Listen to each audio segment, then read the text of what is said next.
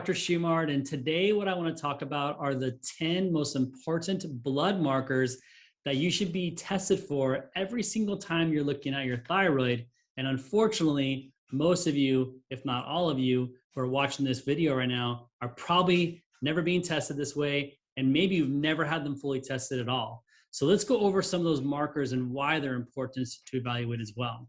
So when we're talking about the thyroid, most of you are being evaluated for a couple different markers. One of them is probably TSH, thyroid stimulating hormone, and maybe you get evaluated for T4 free. Now, these are important to manage your thyroid. And so when you're taking medications like levothyroxine or Synthroid or some of the other bioidentical hormones, these are important to make sure your thyroid is in a good functional manner based upon the medication, because the medication is tricking your thyroid to think that everything is fine. But if we truly want to understand what's really going on with the thyroid, and we're going to erase all that stuff right here so we have a clean slate, we're going to want to look at all these different other markers that are associated with the thyroid itself.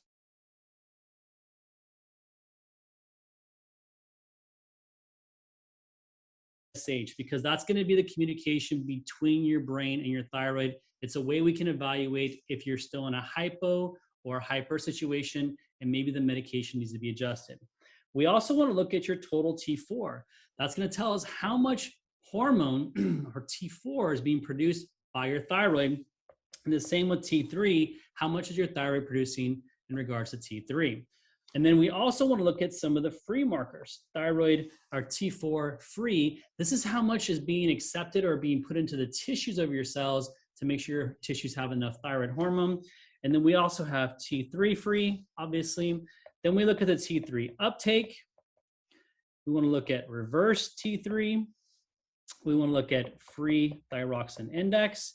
And on top of that, we want to look at two antibodies. Very important to look at the antibodies to see if there's any potential underlying autoimmune component. The first one is called TPO, or also thyroid peroxidase.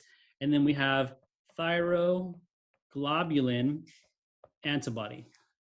So if we look here, we have these 10 markers that we should be evaluated for every single time. And this is the way that we comprehensively evaluate our practice members in our office to truly understand what may be causing the thyroid. And if you want to learn more about another video we created to see the complexity of the thyroid, make sure you check out one of those videos as well to learn more about why these markers are so massively important that we evaluate.